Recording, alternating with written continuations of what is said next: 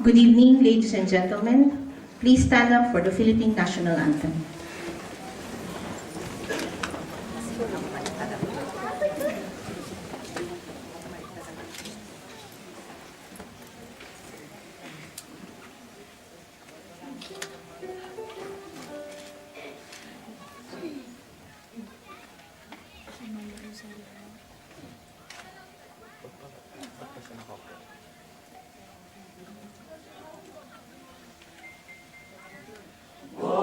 Magiliw, pero sa silanganan, alab ng puso, sabit mo'y buhay. Lupang hinirang, tuyang ka ng magiting, sa manlulupi, di ka pasisingin. Sa dagat at bundok, sa simulan, sa langit mong bugaw, may tinatang tunatawid sa paglayang minamahal. Ang kisat ng watawat mo'y tagumpay na nagdilingding, ang bituing latarang yakanan, pamay magdidilig, lupa ng araw ng buwan, ating pagsinta, buwan ay langit sa piling mo. Aming ligaya ng pag may makapit, at namatay ng dahil sa'yo.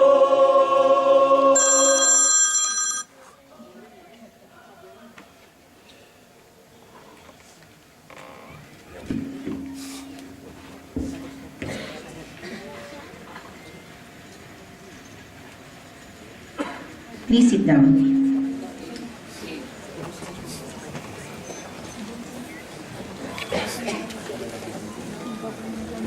First Secretary and Consul, Christopher Patrick Aro and Mrs. Bernadette Aro.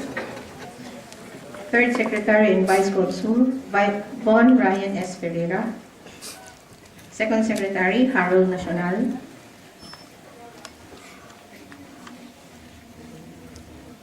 Philippine Embassy personnel and attached agencies, members from different Filipino community organizations in Riyadh, school principals and administrators, teachers, parents, good evening. Tonight, we celebrate Philippine music through choral singing. Filipino students from the various Philippine curriculum schools in Riyadh gathered together and will be singing Philippine songs of different genres, which were originally composed and performed by world-class Filipino singers. These songs reflect the good traits of Filipinos, of how we express our love and affection, how we celebrate life's triumphs and failures, and how we show our faith and beliefs. Some of the songs you will hear tonight have had different choral arrangements and were sung by local and international choral groups, which earned outstanding reviews and acceptance. Before we begin this event, I would like to remind the audience to maintain complete silence during the whole performance. At the same time, kindly refrain from clapping after every performance. Clapping will be done after the full performance of each participating school or presentation. At the same time, may I request everybody to keep our mobile phones in silent mode and please refrain from taking pictures as we have official photographer for tonight. Now, may I call First Secretary and Consul Christopher Patrick Aro for his opening remarks.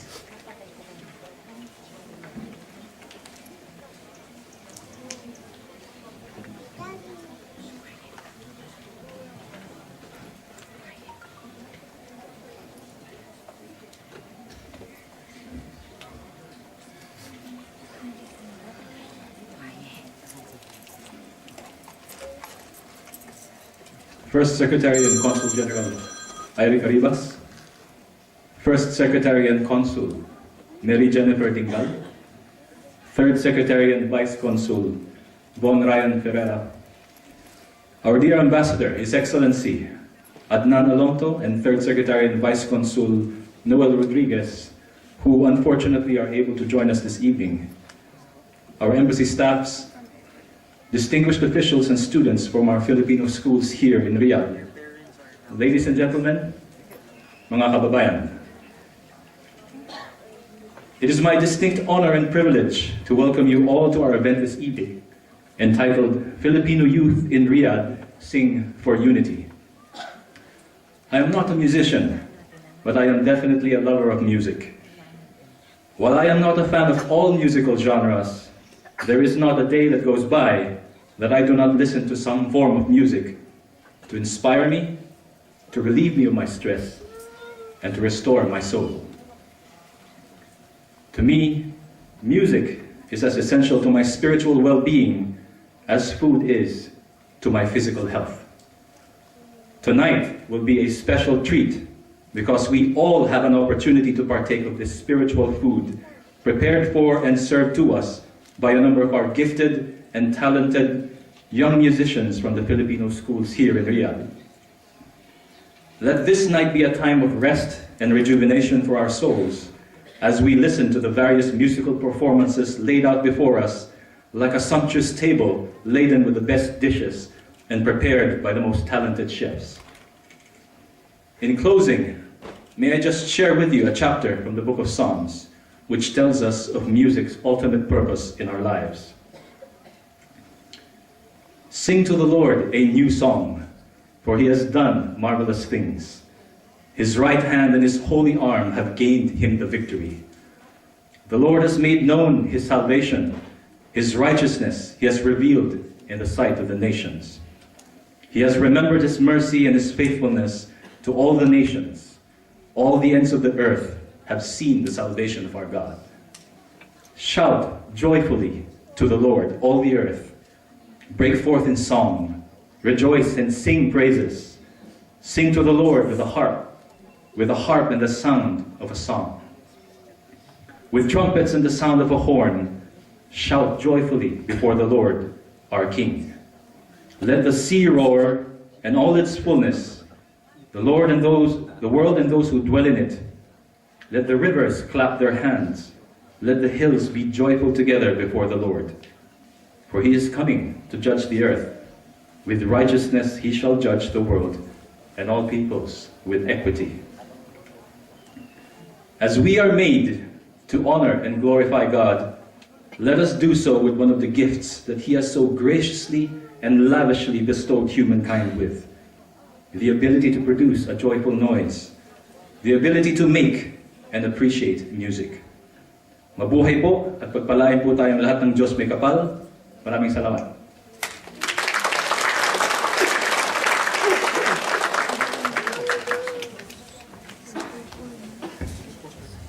Thank you very much, First Secretary and Consul Christopher Patrick Arrow, for that inspiring message. We will now proceed to the main part of tonight's event.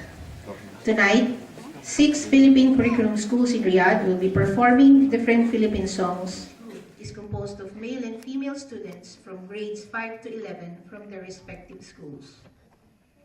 Again, I would like to remind the audience that clapping will only be done after the full performance of each school. The first school to present tonight is ALTAJ International School. They will be singing Masdan Mo Ang Kapaligiran by Asin, Ang Pipit by Celeste Ligaspi, and Tagumpay Nating Lahat by Lea Salonga. Their conductor is Mr. Ezra Nicolo Antonio. Ladies and gentlemen, let us now welcome ALTAJ International School.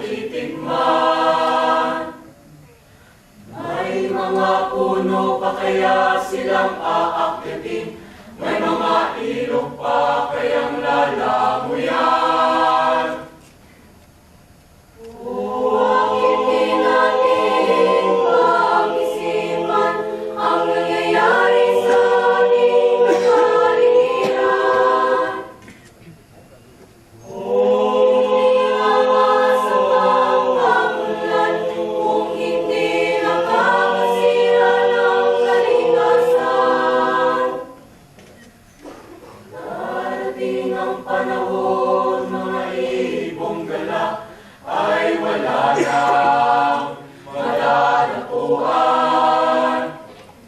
Masdan mo ang mga puno, dati ay kay tatag, ngayon'y namamatay dahil sa ating kalokohan.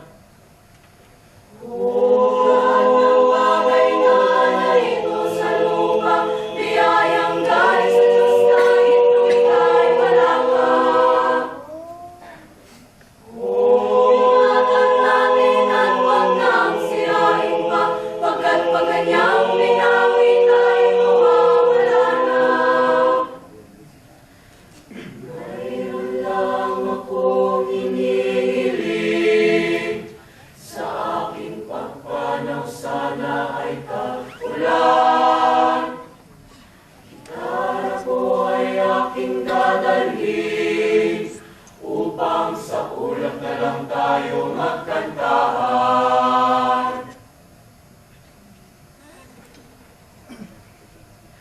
Pipit, pipit, pipit, pipit.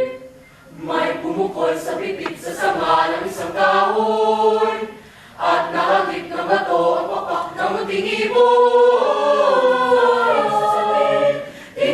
Kaya pang lumipad, at ang nangyari ay nahulog, ngunit parang taong bumikas. Mamang Pelopi, ang puso mo'y di na nakabag. Pag pumanaw ang buhay ko, may sumpitit na iyak. Iyak, iyak, iyak. May pumukol sa pipit sa sanga ng isang kahoy, at nahagip ng bato ang papak ng munting ibon. Di na kaya pang lumipad, at ang nangyari ay nahulog, ngunit parang taong bumikas. Mamang Pelopi, ang puso mo'y di na nakabag. Pag pumanaw ang buhay ko, may isang pipit na iyak. Paano na ang buhay ko? May isang pipit na iyak, iyak, iyak.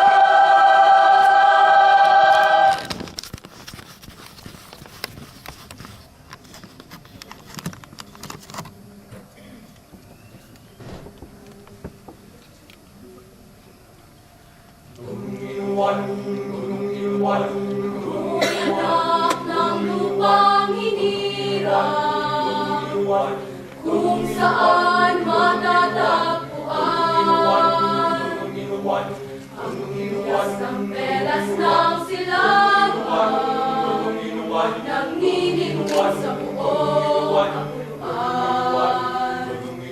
Tandai ko ang hiwaga ng silangan, at saan mang bayan o lungsod, maging timog, hilaga at kanluran, ang Pilipino ay namumukod.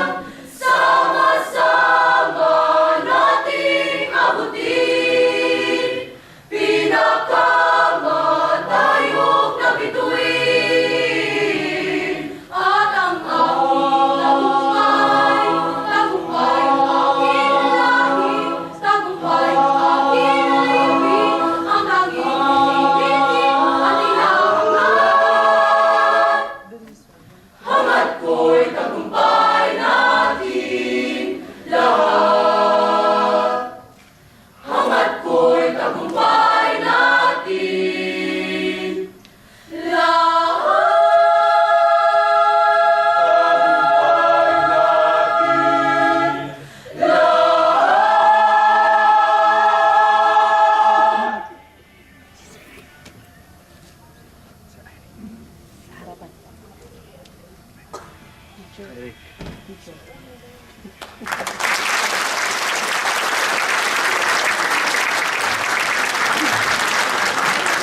you very much, ALTAJ International School.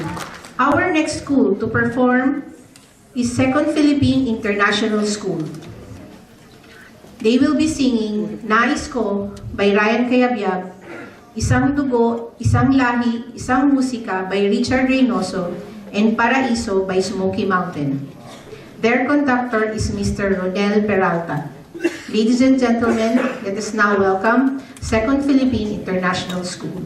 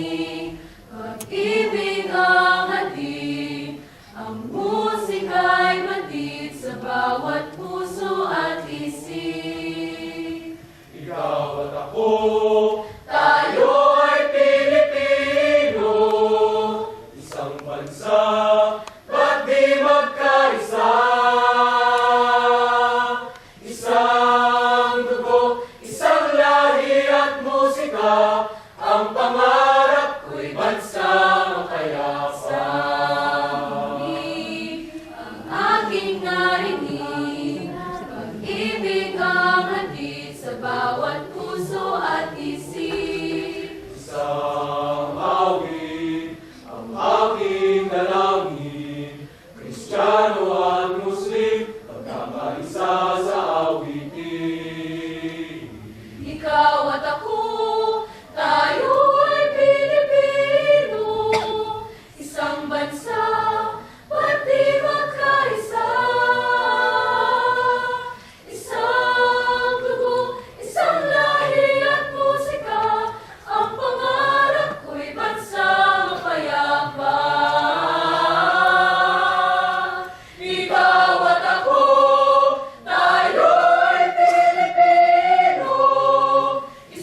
bansa, ba't di magkaisa?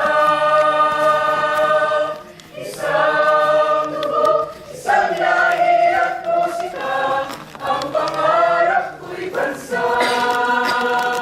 Paraiso, help me make a stand. Paraiso, take me by the hand. Paraiso,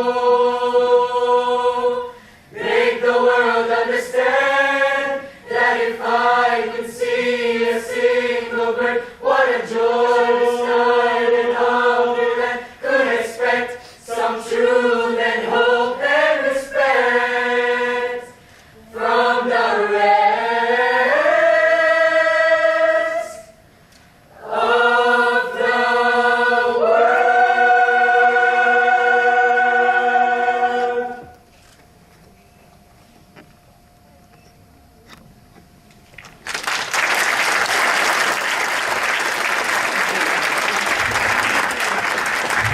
Thank you very much. Second Philippine International School.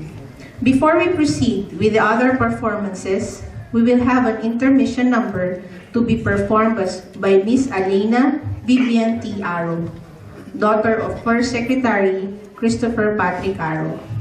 She will be performing The Voice of the Heart, OP 51.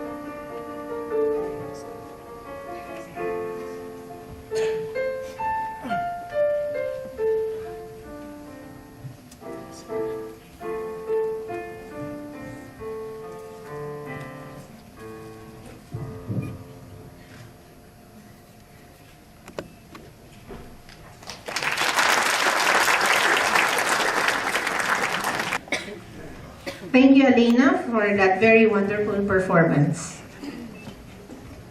Our next performer is a grade 10 student from Elite International School. She will be playing the song, Gaano Kita Kamahal, in violin. Ladies and gentlemen, Miss Rebecca Joy Onagan.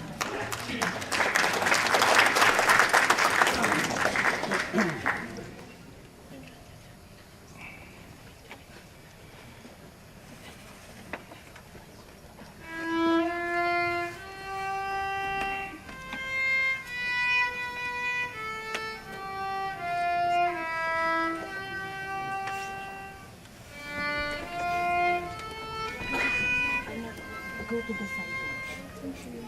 Go